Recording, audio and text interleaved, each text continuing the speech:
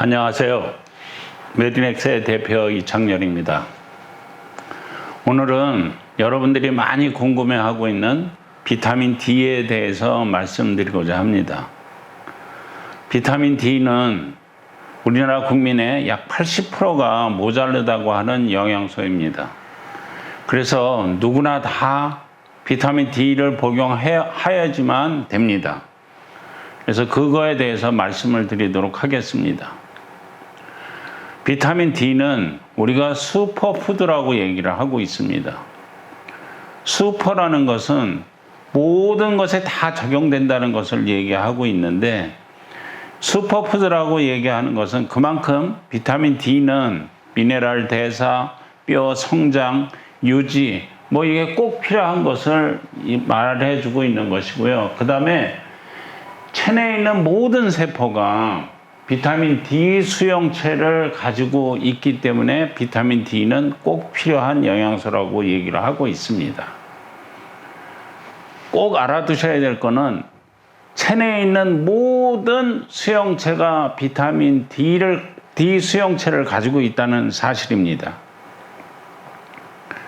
그래서 비타민 D의 구조식은 이게 여러분들이 알 건 아니지만 이런 식으로 생겼다고 하는 것으로 되어 있고요. 비타민 D는 D1, D2, D3 이렇게 구분되어 있고, 우리가 비타민 D에 다리가 이렇게 오다리로 휜 그룹병 치료제로다가 쓰여진다는 것쯤은 자연 시간에 배워서 알고 있을 겁니다.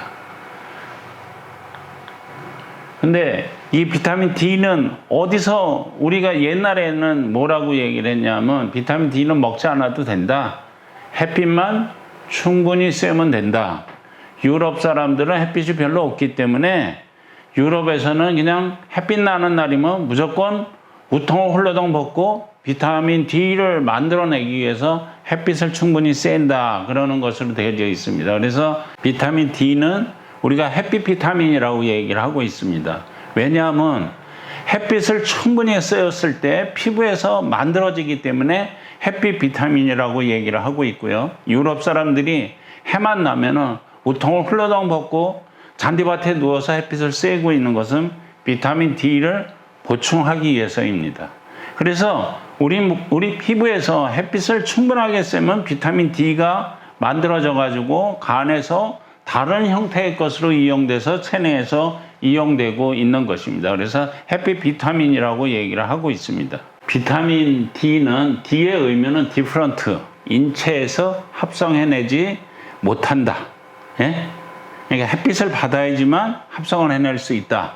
그래서 이게 골연화증에 쓰이고 있고, 그 다음에 뼈 성장과 미네랄 밸런스에 극히 중요하기 때문에 아이들한테 비타민 D가 꼭 필요하고, 그 다음에 노인들은 비타민 D를 적절하게 햇빛을 쏘여서 맞더라도 위 기능이 흡수하지 못하는 기능 때문에 우리가 비타민 D가 흡수가 안 되므로 복용을 해야 됩니다. 그래서 그런 경우에도 이제 비타민 D가 필요한 것으로 되어 있고, 일반적으로 우리가 적정량 RDA는 400IU, ODA는 400이나 800IU 이런 식으로 옛날에는 나와져 있었는데, 지금 현재는 일일 약 5000IU가 필요하다는 것이 새롭게 미국 내과학회에서 만들어진 얘기입니다. 그래서 비타민 D는 이렇게 만성질환, 자가면역질환, 아토피성 피부염, 심혈관질환, 만성호흡기질환, 크론스병, 당뇨병, 신장병, 관절염, 피부질환, 류마티스 관절염, 피부질환, 암, 감염성 질환, 정신분열증, 이렇게 많은 질환과 관련되어 있습니다. 그래서 슈퍼푸드라는 얘기도 나와져 있는 거고, 우리 누구나가 비타민 D를 꼭 복용해야 된다라는 얘기가 나오는 것입니다. 비타민 D가 우리 전신에 수용체가 있다라고 얘기했죠. 그래서 대부분의 조직과 세포에 존재하는데, 그렇게 수용체가 있다 보니까 세포 증식을 억제하고 말단 분할을 유도하는 거, 혈관 신생을 억제하는 거, 혈관 신생을 억제한다는 것은 암 환자들이 꼭 복용을 해야 된다는 얘기고요. 인슐린의 생산을 자극한다. 이건 당뇨 환자들이 복용을 해야 된다는 것이고, 레닌의 생산을 억제한다. 고혈압 환자들, 박테리아를 죽일 화합물의 생산을 자극한다. 자신의 파괴를 자극한다. 우리 몸속에서는 비정상적인 세포는 우리 몸을 스스로 없앨 수 있는 능력이 있어야 될 때 우리가 건강하게 지낼 수 있습니다. 그것을 자신의 세포를 파괴하는 이런 역할을 할 수 있을 정도로 비타민 D 수용체가 아주 중요한 역할을 한다는 것입니다. 그래서 비타민 D하고 질환을 수없는 질환하고 많이 연계돼 봤지만 비타민 D가 암하고의 관계가 굉장히 큽니다. 그래서 이런 암은 뭐 가리지 않습니다. 대장, 직장, 유방, 난소, 걸립선, 위, 방광, 식도 뭐 이런 모든 암에 다 연계되어 있고 비타민 D의 혈청 내 비타민 D의 농도가 높을수록 암은 잘 안 나타나는 것으로 되어 있습니다. 그래서 요즘 병원에서는 비타민 D를 한 달에 한 번만 맞는 주사제가 나오기도 되어져 있습니다. 일정 농도를 유지해야 되기 때문에 그렇습니다. 그리고 이게 햇빛과 연계되어 있다는 얘기는 여기 양지 바른 위도가 적절하게 햇빛을 잘 쬐줄 수 있는 지구의 위도가 형성되어 있는 데서만 비타민 D를 생성하고 모자라지 않기 때문에 이런 현상이 나타나는 것입니다. 그리고 비타민 D는 세포 사이의 효과적인 통신, 우리가 이것을 셀 투 셀 커뮤니케이션이라고 얘기합니다.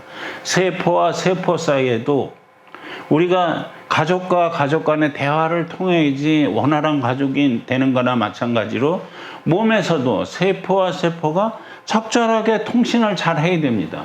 그런 통신을 잘 해주고 있는 것이 비타민 D가 그 역할을 하는데, 통신의 역할은 칼슘이 하고 있지만 비타민 D가 그 보조 역할을 하고 있기 때문에 이 서로가 이렇게 질환이 안 생기고 치료가 잘 될 수 있게 만들어내는 것들입니다. 그리고 비타민 D3가 이게 암에 직접적인 영향을 주고 있는 것은 우리가 뭘 얘기하냐면 이 DKK라는 아미노산을 활성화시켜서 이 암을 발생하려고 그러면 윈트 시그널이라는 게 작성이 돼야 되는데 그것을 딱 못 가게 만들어주기 때문에 암 환자들이 꼭 먹어야 되는 것입니다. 그래서 저도 비타민 D를 하루에 40알씩을 복용하고 있습니다. 그래서 잘 암을 견뎌나가고 있는지도 모르겠습니다. 네, 그래서 이렇게 윈트 시그널링이 암세포를 억제해 주는 게 이렇게 그림으로 그려져 있는 거니까, 이게 암세포가 발현되려고 그러면 윈트 시그널링이 효과를 받아야 되고, 그걸로 인해서 암세포가 만들어지는데, 그거를 아예 못 가게 만들어주는 것이 비타민 D라는 얘기입니다. 그래서 비타민 D는 또 레닌하고 연결되어 있어서 심혈관 질환, 고혈압에 큰 문제를 일으킨다라고 얘기하고 있는데, 이 염증의 플라그 형성을, 혈관 내 염증이 생기면 혈압이 올라가는데 혈관 내에 플라그를 형성하고 있기 때문에 이런 고혈압이 될 수 있는 것들을 이게 막아준다는 얘기가 되고 있는 것입니다. 그래서 고혈압 환자에 있어서는 비타민 D를 꼭 먹어야지만 예방을 할 수 있다는 얘기고, 70세 이상 여성분들은 무조건 비타민 D를 꼭 무조건 5,000IU, 10,000IU씩을 복용을 해줘야 된다는 얘기입니다. 그리고 당뇨 환자도 비타민 D가 모자르면 당뇨가 나타날 수 있는데, 당뇨가 일어나는 것은 췌장의 베타세포가 파괴되면서 당뇨병이 유발되는 것입니다. 근데 이런 파괴되는 것을 막아주는 것이 비타민 D니까, 췌장을 보호해줄 수 있는 제제니까 비타민 D를 우리가 당뇨병에 걸리지 않기 위해서라도 미리 복용을 해주고 있는 것이 바람직한 현상이라고 볼 수 있겠습니다. 그래서 얼마만큼을 먹고 치료를 해야 되느냐 볼 때, 여기 6개월 미만이 1,000IU, 6개월에서 1세가 1,500IU, 1, 3세는 2,500, 4, 8세는 3,000, 8세 이상은 4,000IU. 근데 19세 이상에서는 10,000IU씩을 복용을 해줘도 큰 문제가 없는 것으로 되어 있습니다. 근데 옛날에는 400IU 이상 먹으면 큰일 나는 줄 알고 있었습니다. 비타민 D의 과다로 인해서 부작용이 일어날 수 있다고 얘기를 했는데, 과학이 발달하면서 비타민 D는 10,000IU를 복용해도 별 문제가 없다라는 것이 증명됐습니다.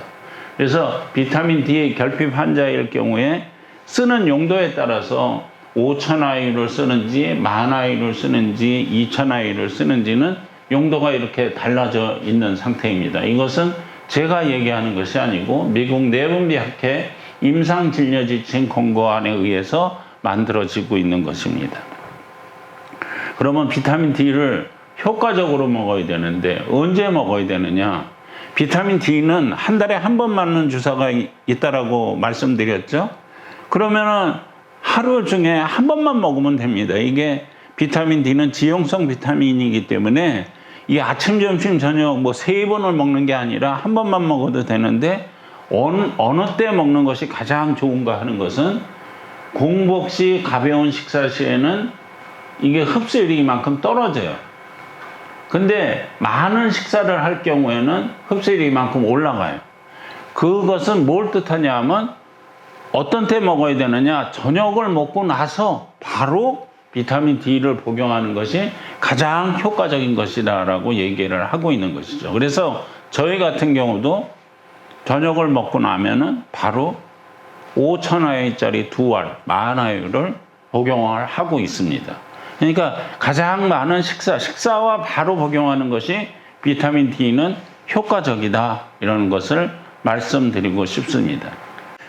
비타민 D의 중요성에 대해서 말씀을 드렸으니까 비타민 D는 중요성에 대해서는 충분히 인지하고 있는데, 시중에 수많은 비타민 D가 있는데 그것을 어느 것을 복용해야 되느냐 하는 고민이 있을 겁니다.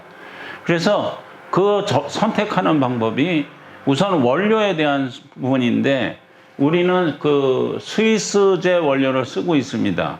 그러면은 뭐 스위스제냐 중국제냐 인도제냐에 따라서 차이가 있느냐? 별 차이는 없습니다. 그렇지만 우리가 인지도가 중국산보다는 인도산보다는 영국산이 좋다라고 전혀 대부분 인지되어 있기 때문에 유럽에서 나오는 스위스제 DSM사의 원료를 쓰이고 있다는 거고, 그 다음에 이 비타민 D가 캡슐 안에 들어가 있는데 이 캡슐이 동물성이냐 식물성이냐에 따라서 틀립니다. 그래서 동물성 같은 경우에는 알러지 반응 등 이런 반응을 일으킬 수 있는 부작용이 약간은 있기 때문에 식물성을 선호하는 경향이 있어서 식물성 원료로 되어져 있는, 저희가 식물성 캡슐로 만들어져 있고, 그 다음에 약이 이렇게 크면은 먹기가 힘들겠죠. 아주 작게 만들어져 있으면 먹기가 편합니다. 그래서 아주 작은 알약으로 되어 있기 때문에 먹기가 편합니다. 그리고 가격이 아주 저렴합니다. 그래서 이 한 통을 가지고 있으면 일반적으로 하나씩 먹는다 그러면 석 달 이상을 복용할 수 있는 제재이기 때문에 한 돈 10,000원 정도, 한 달에 한 돈 10,000원 정도 쓰신다 그러면은 바로 비타민 D를 복용할 수 있는 이런 제재가 되니까 여러분들한테 강력히 추천을 드릴 수 있는 것입니다. 감사합니다.